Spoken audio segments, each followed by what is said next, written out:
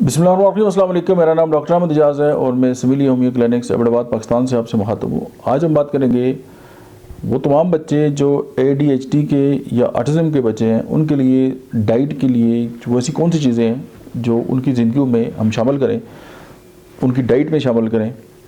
तो ये है कि हम उनके लिए एक बहुत बेहतरीन जो है वो एक स्पोर्ट जो है वो क्रिएट कर सकते हैं।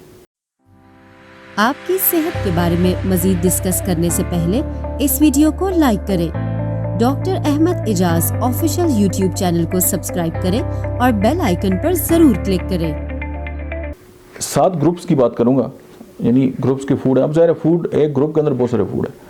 सबसे पहले हम ये देखें कि मैग्नीशियम जो है, पॉइंट नंबर 1 ये है कि जो मैग्नीशियम कंटेनिंग जो फूड्स हैं वो उनकी ज़िंदगी में अगर आ जाएं तो उनकी बहुत सारे मामला जो उनके सेट हो जाएंगे। कौन कौन से? सबसे पहले आप ये देखें कि जो गट है, 12 इस तरह होता है कि गट का और ये ऑटिज़म और ADHD, ये जो नैरो डेवलपमेंटल इश्यूज़ हैं, उनका आपस में बहुत बड़ा ताल्लुक है। उसकी बेसिक रीज़न ये है कि गट से ही हमारी जो ग़िज़ा है वो जिस्म के अंदर जाती है और फिर हमारी बॉडी की डेवलपमेंट होती है। और भी इसके बहुत सारे मैकेनिज़्म हैं, लेकिन इस पर हम बात करते हैं। हमारी आंतों के अंदर, ये हमारी जो गट है उसके अंदर गुड बैक्टीरिया भी होते हैं, बैड बैक्टीरिया भी होते हैं, हमारे दोस्त भी होते हैं, हमारे दुश्मन भी होते हैं। अब अगर मैग्नीशियम हमारी बॉडी में कम हो जाए तो हमारे बॉडी के अंदर एक न्यूरोट्रांसमीटर है जिसे गाबा कहते हैं, तो वो जो है उसकी मिकदार या उसकी प्रोडक्शन जो है वो कम हो जाती है। उससे होता है, क्या होता है, हमारा फोकस कम होता है, हम हाइपर एक्टिव हो जाते हैं या ओवर एक्टिव हो जाते हैं। लेकिन अगर मैग्नीशियम हमारी बॉडी के अंदर आ जाएगा, उससे क्या होगा, गाबा जो न्यूरोट्रांसमीटर है उसकी जो प्रोडक्शन है वो ज़्यादा होगी और उससे ये होगा कि हमारी जो बॉडी है उसके अंदर डिप्रेशन भी कम होगा, स्ट्रेस कम होगा, एंजाइटी कम होगी, ओवर एक्टिविटी कम होगी। तो उससे ये है कि हमें बेनिफिट होगा। मैग्नीशियम कंटेनिंग डाइट्स, अब वो किस किस में आता है?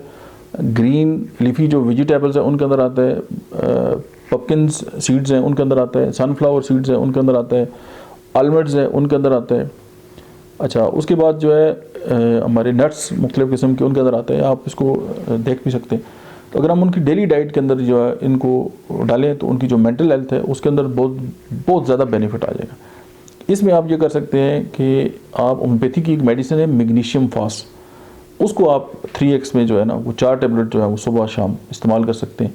वो भी मैग्नीशियम जो है वो बहुत बेस्ट जो है वो काम करेगी। एक तो पॉइंट नंबर 1। अच्छा, पॉइंट नंबर 2 की हम बात करें तो ओमेगा 3 फैटी एसिड जो है वो बहुत ज़रूरी है। अब ये जो ओमेगा 3 फैटी एसिड है वो उसकी जो ज़्यादा ज़रूरी क्या है? DHA। अब DHA किसके लिए ज़रूरी है? ब्रेन डेवलपमेंट के लिए। अब DHA हमारी बॉडी के अंदर जब ज़्यादा होगा तो हाइपर एक्टिविटी कम होगी, हमारा जिस्म जो है वो पुरसकून होगा, हमारा विजन जो है वो अच्छा होगा, हमारा मूड जो है वो बहुत बेहतर होगा। तो उससे ये है कि हम जब हमारा मूड अच्छा होगा तो बहुत सारे हमारी बॉडी के अंदर जो एक्टिविटीज़ बेहतर होंगी, हाइपर एक्टिविटी कम होगी तो हम काम डाउन हो जाएंगे। अच्छा, अब जो मोस्टली ओमेगा 3 जो फैटी एसिड है वो किस से आता है? अब उसमें आप ये देखें कि फ़िश के अंदर बहुत ज़्यादा है। अच्छा, जो फ़िश के मुख्तलिफ सप्लीमेंट आते हैं, ऑयल्स वगैरह आते हैं, आप उनको इस्तेमाल कर सकते हैं। जो सालमन फ़िश है उसके अंदर है। और अगर वेजिटेरियन सोर्स ऑफ DHA अगर आप देखें तो सीवीड है। उसके अलावा आप ये देखें कि चिया सीड है उसके अंदर भी है, फ्लैक्स सीड के अंदर भी है, उसके बाद वालनट अखरोट के अंदर भी है। और उसका फ़ायदा क्या होगा कि जो स्लीप साइकिल है उसमें बेहतरी आएगी, न्यूरो डेवलपमेंट जो है वो होगी।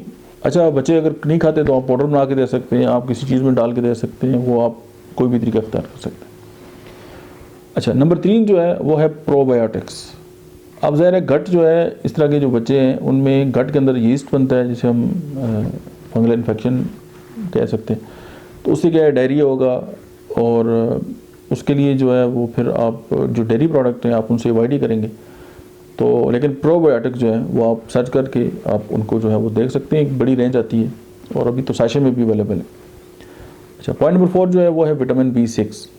अब विटामिन B6 जो है वो डोपामीन जो है उसको बढ़ने में मदद देता है। जब डोपामीन ज़्यादा होगा तो आपकी दिलचस्पी होगी। आप कुछ लोगों को देखते हैं वो किसी काम में दिलचस्पी नहीं लेते, तो उनको अंदर विटामिन B6 जो है उसकी डिफिशियंसी होती है। B कम्प्लेक्स है, वाटर बेस्ड, वाटर सॉल्युबल जो है ये विटामिन है।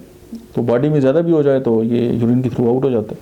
अब ये किस में है? पपीते के अंदर पाया जाता है, केलों के अंदर होता है, बनाना, पपायाज, ग्रीन लीफी वेजिटेबल्स ये आप उन बच्चों की डाइट में शामिल करें। उससे ये होगा कि उनकी परफॉर्मेंस बेहतर होगी, उनका माइंड जो है वो बेस्ट होगा। तो ये एक बड़ा ज़बरदस्त सोर्स है। पॉइंट नंबर 5 जो है वो है ट्रिप्टो फूड्स। अब ये जो है ये सेरोटोनिन और मेलेटोनिन जो है इन दोनों को जो है वो ज़्यादा करते हैं। अब जो सेरोटोनिन है ये आपके मूड स्टेबलाइज़र है और जो मेलेटोनिन है वो आपको नींद लाता है। अच्छा, कुछ बच्चे आप देखेंगे कि ज़रा सी बात पे रोएंगे, ज़रा सी बात पे हंसेंगे, और स्पेशली ऑटिज़म और इस तरह की जो इश्यूज़ हैं उनके अंदर ये दौरा आता है कि वो हंसते रहेंगे, वो रोते रहेंगे।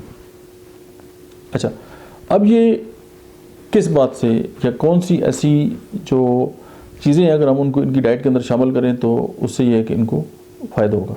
पम्पकिन सीड्स हैं। अच्छा, सोयाबीन के अंदर है, लेकिन सोयाबीन पे मैं कुछ रिजर्वेशन रखता हूँ कि चूँकि वो GMO मॉडिफाइड है तो वो मैं इसके बिल्कुल भी हक में नहीं हूँ, क्योंकि जितनी भी जेनेटिकली मॉडिफाइड जो चीज़ें हैं वो आपकी सेहत का बेड़ा गर्क करने के लिए काफ़ी हैं। उसके बाद सीसम सीड्स हैं, मस्टर्ड जो है वो बेस्ट है इसके लिए। तो ये जो चीज़ें हैं वो उसके अंदर ये पाया जाता है, और सेरोटोनिन और मेलेटोनिन जो है उसकी जो सिक्रीशन या खेज़िश है उसको ज़्यादा करता है। पॉइंट नंबर 6 ये है कि विटामिन डी का सबसे बड़ा सोर्स क्या है? सूरज की रोशनी। तो आप बच्चे को सुबह अर्ली इन द मॉर्निंग जो है वो आप सूरज की रोशनी में चांदला में छोड़ें, इवन उसके साथ खेलें, तो ये डेफिशिएंसी वहाँ से पूरी हो जाएगी। अच्छा, नंबर 7 जो है वो एसिडिक फूड्स हैं जिनको हमने अवॉइड करना है, और उसकी जगह अल्कलाइन फूड जो है वो ऐड करना है। अब एसिडिक फूड जो है वो सारे जितने भी जिनमें एसिड जो है उसकी मिकदार ज़्यादा है, तो फॉर एग्जांपल आप मीट ले लें और इस तरह की जो चीज़ें हैं, लंबी लिस्ट है। अब लेकिन इन बच्चों को स्वीट्स, आर्टिफिशियल स्वीटनर्स, ये सारी चीज़ें, कोला ड्रिंक्स, ये आपने सारी बंद कर देनी है। इनमें एसिड की एक तो मिकदार ज़्यादा होती है, दूसरा ये कि जितनी भी मीठी चीज़ें हैं वो इनको हाइपर एक्टिविटी की तरफ लेके जाती हैं। एक रिसर्च हुई है कि जितने आर्टिफिशियल स्वीटनर हैं वो, और स्पेशली ये जो बच्चों की जो कैंडीज़ वगैरह और इनमें जो स्वीटनर इस्तेमाल होते हैं और इस तरह के जो केमिकल्स हैं वो जो है इन बच्चों को बहुत ज़्यादा ख़तरनाक है। अगर आप बंद कर देंगे तो इनकी तबीयत जो है वो काफ़ी बेहतर होना स्टार्ट हो जाती है।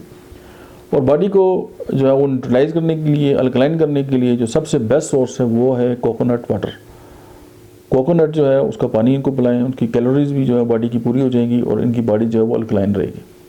तो ये चंद चीज़ें हैं जो बहुत ज़्यादा जो है वो इनको सपोर्ट करेंगी। आपको इस तरह बहुत सारी वीडियोज़ मिलेगी जिस पे मुख्तलिफ डॉक्टर्स ने बात की है, तो आप ज़रूर इसको जो है वो ऐड करें। और दूसरा ये है कि होम्योपैथी को ज़रूर आप इन बच्चों के लिए ट्राई करें कि एक तो उसके साइड इफ़ेक्ट नहीं है, दूसरा ये है कि वो न्यूरो डेवलपमेंटल डिसऑर्डर में बहुत अच्छा इफेक्ट रखती है और हमें इसके बहुत अच्छे रिजल्ट्स मिले। मुझे उम्मीद है कि ये वीडियो आपकी ज़िंदगी में कोई ना कोई रंग ज़रूर भरेगी, और अगर आपके इर्द गिर्द इस तरह के लोग हैं जो सफ़र हो रहे हैं तो आप ज़रूर ये वीडियो उनके साथ शेयर करें। आपको बहुत बहुत शुक्रिया।